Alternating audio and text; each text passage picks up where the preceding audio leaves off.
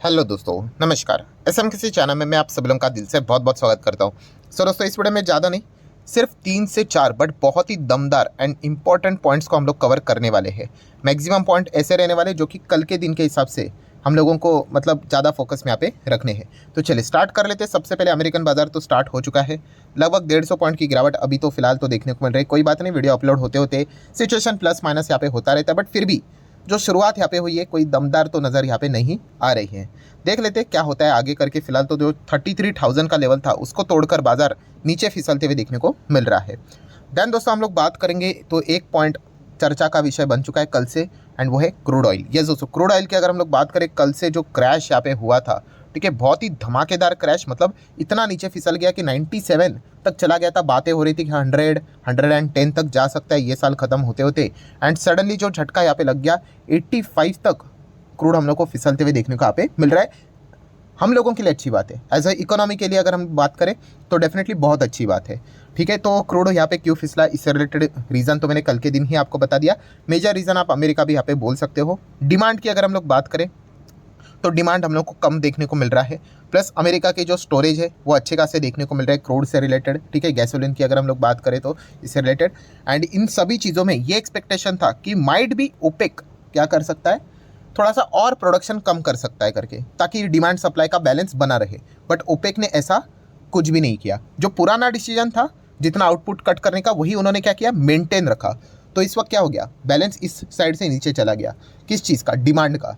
And supply यहाँ पे ज़्यादा देखने को मिल जाएगा तो ऑटोमेटिकली क्रूड हम लोग को नीचे आते हुए देखने को मिलेगा। तो यही चीज़ हम लोग को कल के दिन से यहाँ पे फिलहाल तो देखने को यहाँ पे मिल चुकी है। सो ये पूरा ड्रामा हम लोग को फिलहाल तो चलते हुए देखने को मिला। अभी व्हाट नेक्स्ट, अभी देखा गया दोस्तों तो ओपेक के ऊपर ही फिलहाल तो फोकस यहाँ पे ज़्यादा रहेगा। तो 9 अक्टूबर एंड 12 अक्टूबर इन 2 तारीख को नोट करके रख लेना।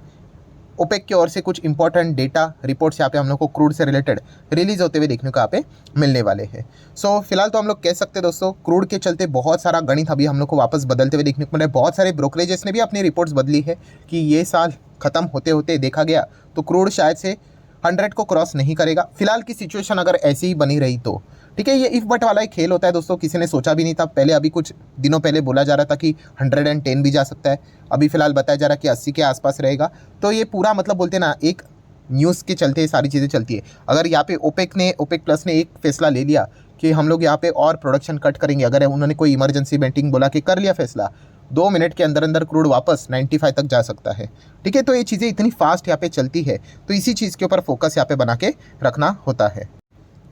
सो ठीक है दोस्तों, पहला जो इंपॉर्टेंट खबर था वो तो कवर कर ली। देन दोस्तों अगर हम लोग बात करें तो यस, अलार्म क्लॉक सेट करके रख लेना।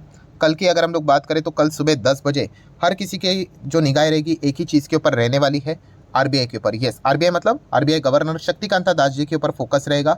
3 चीज़ों के ऊपर फोकस रहने वाला है। सबसे पहले कि कल का फैसला क्या निकल कर आता है, ठीक है, रेट हाइक से रिलेटेड, रेट कट से रिलेटेड कि अनचेंज रहेगा वो, उसके ऊपर। देन शक्तिकांता दास जी मतलब जो एमपीसी का फैसला रहेगा वो बताएंगे। देन उसके बाद अगर देखा गया तो यहाँ पे हम लोगों को आगे क्या हो सकता है उससे रिलेटेड थोड़ी बातचीत होते हुए देखने को मिलेगी, एंड उसके बाद हम लोग को प्रेस कॉन्फ्रेंस भी देखने को मिलेगी। तो ये सारी चीज़ें हम लोग को देखने को यहाँ पे मिलने वाली है। सो आरबीआई की अगर हम लोग यहाँ पे बात करें तो जैसे मैंने कहा कि कल इंटरेस्ट रेट के ऊपर फोकस रहेगा कि क्या वो चीज़ें यहाँ पे बोलते करके। यूजुअली देखा गया तो हर किसी को पता है कि 3 ही ऑप्शन होते हैं। कौन से, कि क्या रेट बढ़ेगा, या फिर कोई भी बदलाव नहीं होगा, या फिर रेट घटेगा। ठीक है, तो रेट घटने के तो चांसेस है नहीं।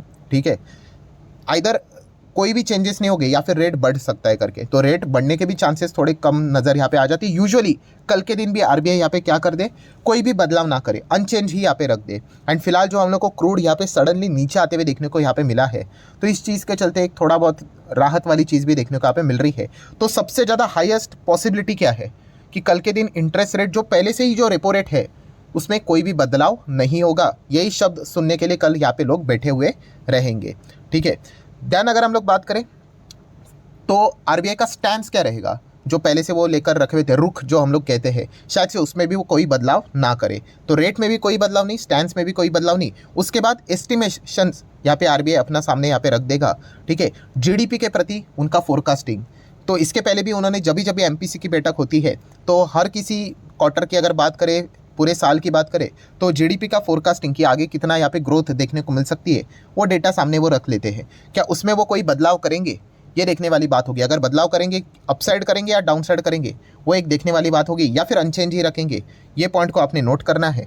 एंड सेकंड मोस्ट इंपॉर्टेंट चीज़ कि इन्फ्लेशन का फोरकास्टिंग में क्या उसमें वो कोई बदलाव करते हैं, वो देखने वाली बात होगी। अगर वो इन्फ्लेशन के इसमें फोरकास्टिंग में अगर बदलाव करते हैं तो कौन से साइड पे करते हैं, डाउन साइड पे करते हैं या फिर अप साइड पे, ये देखने वाली बात होगी। अगर वो अप साइड पे करते हैं कि प्रीवियस जो एस्टिमेशन किया था उससे ज़्यादा करते तो समझ लेना भाई कि रेट हाइक के जो सपने हैं वो और हम लोगों को दूर होते हुए देखने को मिल जाएंगे। रेट हाइक नहीं, माफ़ कीजिएगा, रेट कट से रिलेटेड।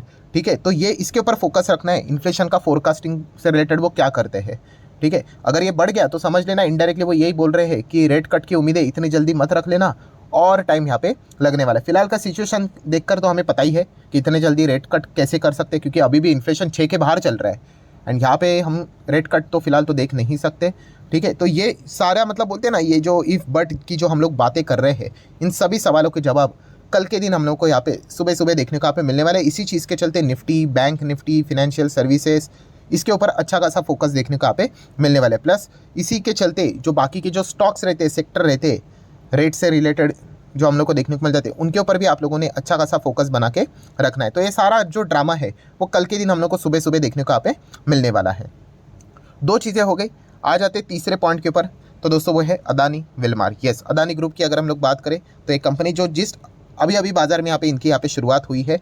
एंड शुरुआत की अगर हम लोग बात करें, मतलब लिस्टिंग के बाद बहुत अच्छा परफॉर्मेंस दिखा था, बट बाद में वो जो हिंडनबर्ग एंड सारी चीज़ें जो हुई उसके बाद तो ये बहुत ही बुरी तरीके से नीचे देखने को मिल रहा है। टॉप लेवल से अगर मैं कैलकुलेट कर दूँ तो मोटा मोटी 60% ये स्टॉक हम लोग को टॉप लेवल से नीचे देखने को यहाँ पे मिल रहा है। इसके पीछे का रीज़न भी मैंने आपको बताया था कि बाकी कुछ अदानी ग्रुप के स्टॉक्स है वो रिकवर कर गए, बट विलमार अभी भी नीचे यहाँ पे क्यों है। तो दोस्तों इसके पीछे का रीज़न वो पॉलिटिक्स, हिंडनबर्ग, सुप्रीम कोर्ट, ये उधर उधर की बातें अपोजिशन वो चल ही रहा है, वो तो ठीक ही है। प्लस उसी के साथ साथ इनके बिजनेस के ऊपर भी हम लोग को इम्पैक्ट होते हुए देखने को मिला है।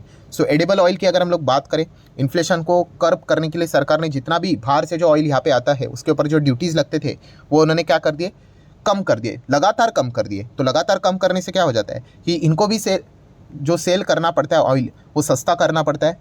ठीक है, तो बिकवाली तो बहुत अच्छी होती है बट कमाई नहीं होती है। ठीक है, तो इसी चीज़ के चलते लगातार कंपनी का बिजनेस हम लोग को नीचे जाते हुए देखने को मिला। लास्ट टाइम जो कंपनी के नंबर आए थे हम लोगों ने देखा भी था कि कंपनी घाटे में चली गई। सो ये प्रॉब्लम देखने को मिला है। तो अदानी विलमार की बात करें आज के दिन, तो यस हम लोग को क्या देखने को मिल रहा है, Q2 के अपडेट्स यहाँ पे सामने आते हुए देखने को यहाँ पे मिल रहे हैं। एंड Q2 के अपडेट में भी अदानी विलमार ने अपने शेयर होल्डर को इनडायरेक्टली यही कहा है कि Q2 के प्रॉफिटेबिलिटी की भी अगर हम लोग बात करें तो अंडर स्ट्रेस में ही हम लोग को देखने को मिलने वाला है। इसके पीछे का रीज़न है on lower edible oil price.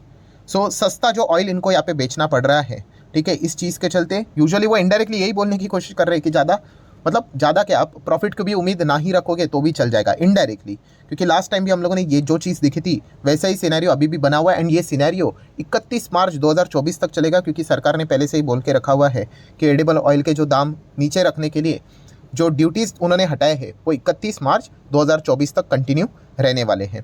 तो इसलिए हम कह सकते हैं कि ये जो स्ट्रेस है सिर्फ अदानी विलमार को प्रॉब्लम नहीं हो रहा है, बाकी जितने भी कंपनी है, पतंजलि की भी बात करें, हाँ सभी को यहाँ पे दिक्कत हम लोग को देखने को मिल रही है। बट इसमें अलग सा तड़का कौन सा लग गया, हाँ वो पॉलिटिक्स वाला, तो वो इस चीज़ के चलते और नीचे देखने को यहाँ पे मिल रहा है। सो आज के दिन की अगर हम लोग बात करें तो Q2 के जो नंबर्स हम लोग को देखने को मिल जाते हैं। ठीक है, नंबर्स मतलब क्या, रेवेन्यू के पॉइंट ऑफ व्यू से तो हर किसी को पता ही है कि क्या यहाँ पे डेटा देखने को मिलेगा। कि वॉल्यूम्स की बात करें, वॉल्यूम्स मतलब कितना माल बेचा है, वहाँ पे तो ग्रोथ ही रहेगी। तो आप देख सकते हैं डबल डिजिट ग्रोथ है। क्यों डबल डिजिट ग्रोथ होगी, बहुत ही सिंपल सी बात है, क्योंकि सस्ते दाम में तेल बेचा जा रहा है। तो खरीदने के लिए यूनिट्स की बात करें तो सेल्स तो ज़बरदस्त होगा, बट वैल्यू की बात करें कि कितनी कमाई हुई है वो हम लोग को डिक्लाइन होते हुए देखने को मिलेगी। ठीक है, कल अगर आप ऑयल 80 रुपये का ऑयल मान लीजिए 50 पे बेच दो तो खरीदने के लिए कितने आ जाएंगे। तो आपको वॉल्यूम्स तो बढ़ने ही वाले हैं, बट आपकी वैल्यू, आपकी कमाई तो डूब ही जाएगी ना। तो यही चीज़ हम लोग को पहले से ही पता थी, वही हम लोग को फिलहाल तो देखने को यहाँ पे मिल रही है। तो फिलहाल हम कह सकते हैं कि इनके लिए जो टाइम है वो बहुत ही टफ चलते हुए देखने को यहाँ पे मिल रहा है। ठीक है, तो ये एक पॉइंट हम लोग को पता है यहाँ पे होना चाहिए। नेक्स्ट अगर हम लोग बात करेंगे येस बैंक, तो येस बैंक भी आप लोग सभी लोगों को पता ही है कि इतना कुछ खास नहीं है। खास करके जो बीच में इतना सब कुछ हम लोग को होते हुए देखने को मिला था, ये रिकवरी मोड पे यहाँ पे चल रहा है, ग्रोथ के चांसेस बहुत कम रहते हैं। तो Q2 के जो रिजल्ट है वो यहाँ पे आप लोगों को 21 अक्टूबर को रिलीज़ होते हुए देखने को मिलेंगे। ठीक है, ये येस बैंक ने इन्फॉर्म यहाँ पे कर दिया है। एंड अगर हम लोग इनके एक्सट्रैक्टेड नंबर्स की बात करें तो लोन्स एंड एडवांसेस में 9.5% की हम लोग को वृद्धि होते हुए देखने को यहाँ पे मिली है, जंप होती हुई देखने को मिली है एंड डिपॉजिट भी 17% से बढ़े हैं। बट क्या इतना ही देखकर चल जाता है? बिल्कुल भी नहीं। क्यों? क्योंकि आप जो लोन्स यहाँ पे देते हैं, ये सारी चीज़ें देते हैं, वो वापस भी तो आना चाहिए। तो इसलिए एनपीपी देखना बैंक्स के केसेस में बहुत इंपॉर्टेंट यहाँ पे होता है। पैसा जा रहा है, नो डाउट, अच्छी बात है यहाँ पे, बट पैसा वापस आना भी तो चाहिए। तो इसी चीज़ के लिए हम लोग एनपीए चेक करते हैं, प्रोविजन चेक करते हैं, ठीक है, एंड प्रॉफिटेबिलिटी भी चेक करते हैं। सब कुछ देखने के बाद पता चलता है कि बैंक एक्चुअल में कैसा परफॉर्मेंस यहाँ पे दिखा रहा है। वरना ये समझ में आ गया कि पहले 100 करोड़ लोन देता था, अभी 1000 करोड़ लोन दे रहा है, बहुत अच्छी बात है, बट वापस कितना आ रहा है? तो बाद में समझ में आया कि वापस 90% लोन वापस ही नहीं आ रहा है। मतलब एक ऐसे ही बोल रहा हूँ कि हाँ, मतलब देखने वाली बात ये भी होती है कि भाई वापस भी पैसा आना चाहिए। सो ये जो येस बैंक नीचे गिरा है वो इसी चीज़ के चलते गिरा था कि पुराना जो मैनेजमेंट था उन्होंने यही बात लोगों से छुपाई थी कि लोन तो दे रहे थे बट वापस पैसा आ ही नहीं रहा था। एंड नहीं आ रहा है तो भाई आपको प्रोविजन के फॉर्म में दिखाना पड़ता है कि इतना इतना पैसा नहीं आ रहा है, शेयर होल्डर्स को बताना पड़ता है, वो उन्होंने छुपा दिया था। तो इसीलिए तो आज आप देख सकते हैं ये स्टॉक क्या हो गया, लेफ्ट टू राइट इतना ज़बरदस्त क्रैश हो गया। ठीक है, अभी देख लेते हैं आने वाले समय में इनके नंबर्स, इनको कमबैक करने के लिए बहुत ज़्यादा टाइम लगेगा। डूबेगा तो नहीं, आरबीआई तो है इसके पीछे ही, बट बड़े वेल्थ क्रिएशन की अगर हम लोग बात करें तो चांसेस यहाँ पे कम रहेंगे। छोटा मोटा जंप आता रहेगा, जैसे मैंने कहा 20, 25, 30 यहाँ पे चलता रहेगा। बट इसके ऊपर भी एक लटकती हुई तलवार है जो कि आप सभी लोगों को पता ही है कौन सी वाली, कि हाँ, जो बाकी प्लेयर्स ने इसमें जो पैसा लगाया है, 10 रुपये से उनको इक्विटी मिली है, वो अच्छा खासा प्रॉफिट पे बैठे हुए, वो कभी भी अपना माल बेच सकते हैं और बहुत करोड़ों के शेयर्स हैं उनके पास। तो ये डर हमेशा यहाँ पे सताता रहेगा। सो ऐसे कंपनी में अगर किसी को जाना भी होता है तो एक छोटा अमाउंट लगा देंगे तो ठीक है, बहुत बड़ा अमाउंट लगाना ये बहुत ही रिस्की हो जाता है। हालांकि पैसा आपका है, डिसीजन भी आप ही का होना चाहिए। मैंने एक एवरेज बात आप लोगों को यहाँ पे बता दी है। सो ठीक है दोस्तों, आशा करता हूँ वीडियो हेल्पफुल लगा होगा, तो जरूर इसको लाइक एंड शेयर कर देना। एंड डीमैट अकाउंट अगर आपने अभी तक ओपन नहीं किया तो लिंक नीचे डिस्क्रिप्शन में 25 वीडियो की लिस्ट आपको बिल्कुल फ्री ऑफ कॉस्ट मिल जाएगी। आपका नाम, कौन सा अकाउंट आपने लिंक के थ्रू ओपन किया है, प्रॉपरली कमेंट में मेंशन कर देना। तो हफ्ते भर के अंदर अंदर सारे लेक्चर्स मेरे साइड से फ्री ऑफ कॉस्ट प्रोवाइड कर दिए जाएंगे ताकि आप शेयर बाजार के बेसिक्स को आसान भाषा से सीख सको, जान सको। So that's it, thank you very much दोस्तों, we will be meeting our next video. तब तक के लिए बाय बाय।